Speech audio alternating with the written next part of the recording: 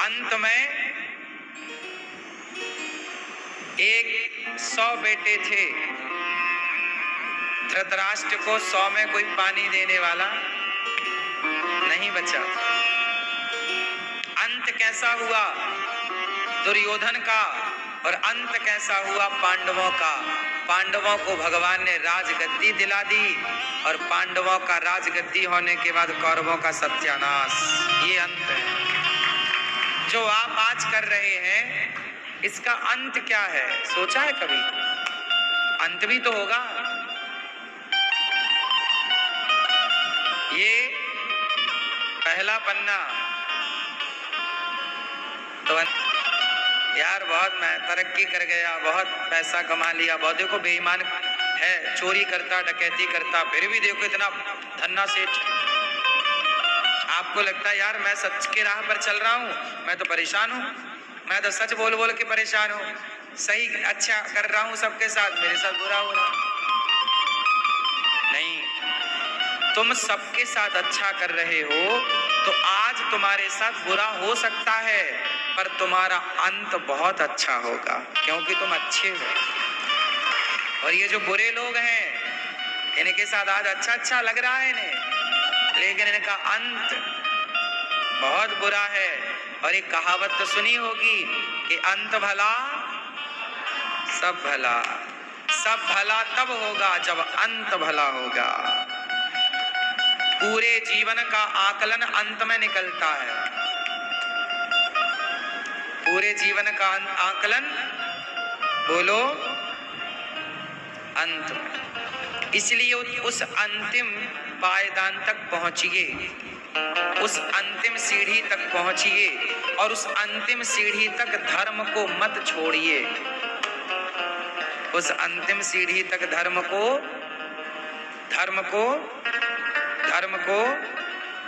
ना छोड़िए।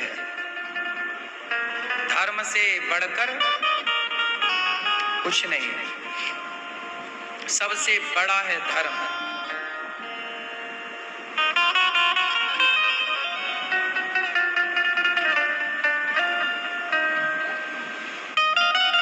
इसलिए धर्म को बनाए रखिए, सेवा भाव बना रहे, शरीर से कोई पाप ना हो, पुण्य ही पुण्य हो। इसलिए ये दास अनिरुद्ध देखो, अभी परसों कथा पूरी हुई, कल मेरी तबीयत थोड़ा डाउन थी, अभी भी तबीयत थोड़ी डाउन ही है। रेगुलर काम करने से शरीर है, शरीर तो शरीर है। आपने देखा होगा हम 12 महीने रेगुलर आपको काम करते हुए नजर आते हैं।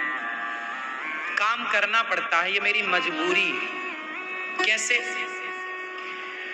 अभी मेरे गले में ना यहाँ दर्द था, कल भी दर्द था, परसों भी दर्द था, अभी भी हल्का हल्का दर्द है, यहाँ पे ये दर्द है। ठीक से मैं बोल नहीं पा रहा था कल, आज भी बहुत अच्छे से नहीं बोल पा रहा हूँ, धीरे धीरे आपको कथा सुना रहा हूँ। फिर आप लोग मेरे से कह सकते हैं ना महाराज जी, जब गला दर्द था, तबीयत अच्छी नहीं थी, तो आप आराम कर लेते, कथा मत करते। क्या करूं, मेरी मजबूरी है। ऐसा है ना कि हम काम नहीं करेंगे तो गौरी गोपाल में तो देखो खर्चे रोज के हैं, 280 वृद्ध माताएं हैं, 150 विद्यार्थी। अब इन सबको भोजन तो चाहिए, गाय को तो भूखा नहीं रख सकते। हमारी वृद्ध माता 280 हैं, रोज दाल रोटी तो चाहिए, नहीं चाहिए? 150 विद्यार्थी हैं, चाहिए भोजन। अखंड रसोई चल रही है, आप सब आएंगे तो प्रसाद तो चाहिए। और मैं यदि आराम करूंगा तो फिर आराम करने से क्या होगा, ये सेवाएं कैसे चलेंगी? इसलिए आराम नहीं कर सकते, मजबूरी है। क्योंकि मजदूर मजदूरी नहीं करेगा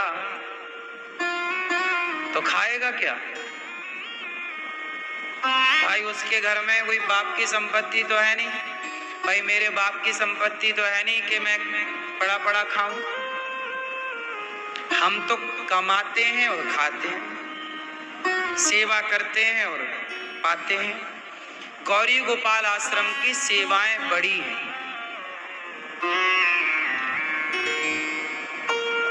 यहाँ पर रोज संत आते हैं, सभी संतों को दाल चावल सब्जी रोटी भर भर के मिलता है, जिसको जितना चाहिए उतना मिलता है, उनको देना है, सेवा है। अब आप दूसरा सवाल मेरे से कर सकते हैं कि महाराज जी जब आप नहीं, ये आपका सवाल हो सकता है। तो इसका उत्तर ये है कि यदि मेरे मेहनत करने से, अब देखो संत लोग फुटपाथ पर सोते हैं, आप देख लो वृंदावन की हालत, आपको फुटपाथ पर संत मिल जाएंगे। अब ये फुटपाथ पर जो संत सो रहे हैं, इन्हें रोटी कहाँ मिलेगी? चलो कोई देगा तो एक दिन दे के चला जाएगा, देगा तो कोई 2 दिन दे के चला जाएगा, पर गौरी गोपाल में तो 12 महीने उनको पता है कि कहीं भोजन मिले ना मिले, गौरी गोपाल में तो भोजन मिलना है। तो अब आप सोचिए कि मेरी मेहनत करने से, मेरे काम करने से यदि संतों का पेट भर रहा है और वो पेट भर भोजन करेंगे और भोजन करके यदि राम राम जपेंगे, तो मैं मेहनत ना करूं, काम ना करूं। आपका तो संडे आता है 7 दिन में एक बार, मेरा संडे नहीं आता, छुट्टी नहीं होती। जिस दिन एक दिन का बीच में गैप होता, इतना सारा काम होता है, आप आश्चर्य मानेंगे कि लोग बैठ कर के मीटिंग करते हैं। मैं बैठकर मीटिंग नहीं करता, चलते चलते मीटिंग करता। यहाँ से गौशाला जाना है तो दूरी में गाड़ी है, तो जिससे मीटिंग करना उसको गाड़ी में बिठा ले, तो चल भैया अब बताओ क्या बात है। उससे जो डिस्कस करना होता मैं गाड़ी पे करता हूँ, ताकि रास्ते का समय मैं कवर कर सकूं, मतलब रास्ते के टाइम का भी उपयोग कर सकूं।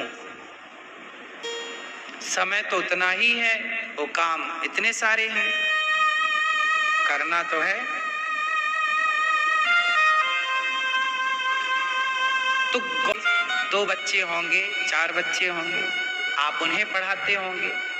गौरी गोपाल गुरुकुल में 150 बच्चों का रहना फ्री, कोई पैसा नहीं है, शुल्क नहीं, बच्चों को रहना खाना पढ़ना लिखना सब फ्री, आप पूछ सकते हैं।